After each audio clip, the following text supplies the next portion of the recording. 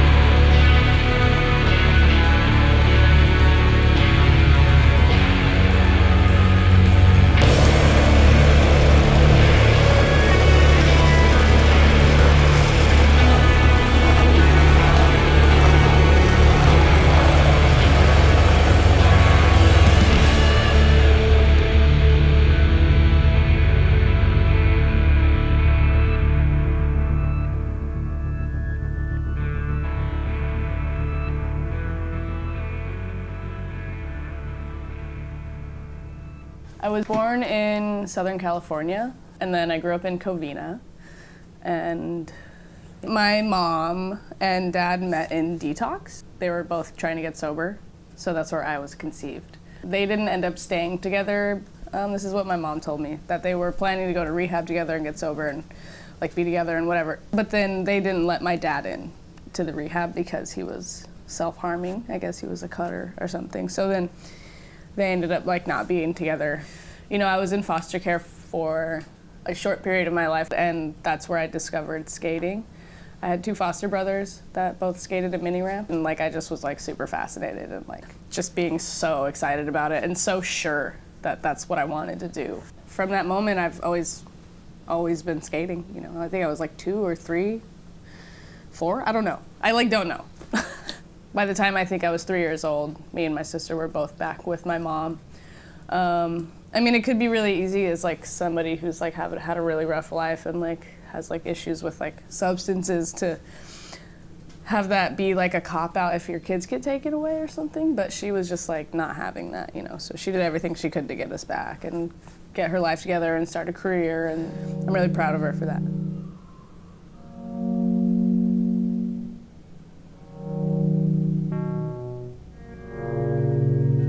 Justin Figueroa, Chris Gregson, like that whole like generation of skaters. I grew up skating with all of them, and so I was just like, I want to be a pro skater.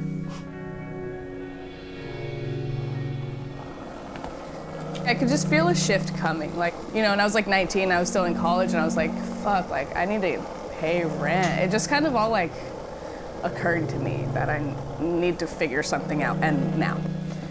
And kind of take a break from the skate industry because, I mean, I needed it. People just stopped paying attention to me like after I like fucking cut my hair off and shit. And I just started, you know, like presenting the way that I feel comfortable, and that's when everything sort of started to drift away. Not that like skateboarding owes me anything, but just that like I work just as hard as like the next like girl skater or whatever, and like I don't get anything because like what?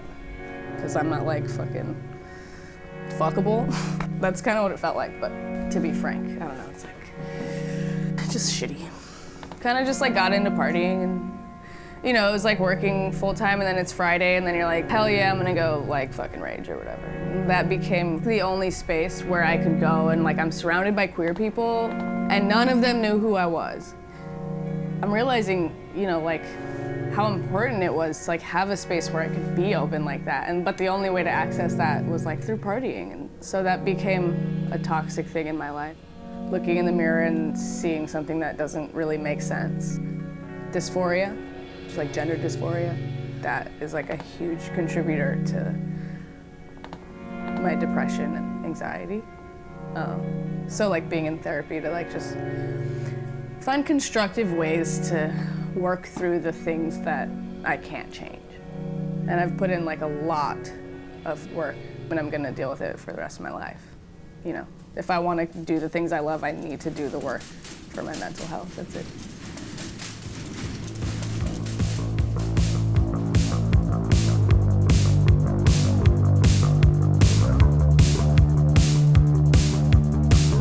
Things like turned around when it just kind of like occurred to me that these are like, I'm young. And I'm just like, fuck, these are like the years that I'm supposed to be skating, or like, these are the years that I have left to skate. And I'm sitting at this desk job every day. Like, I don't think that makes sense. I started working freelance graphic design, and that year in 2016, I ended up winning Street League. And then the following January, I dropped that part on Thrasher.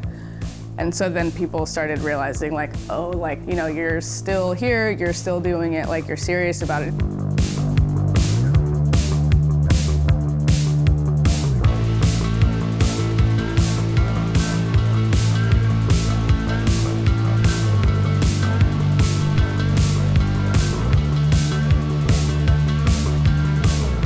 Just getting on Nike like really enabled me to just like skate and do what I love. There's a lot of like opportunities beyond skating with Nike, like doing collaborations, continuing to do graphic design, like designing clothes, and then bigger Nike has like plugged me into like massive campaigns because like of what I stand for and like who I am. So they're like embracing me for exactly who I am, whereas before like no one knew what to do with me or what to do with that. So like in the long run, it was best that I just like stayed true to myself.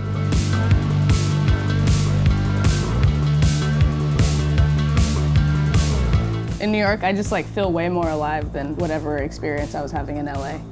Everything's super accessible, like I can just get on my board and like fucking skate to the store, like skate to the skate park, like never sitting in traffic. Everything, it just feels like an adventure, not a chore. Everything just feels like it's in reach.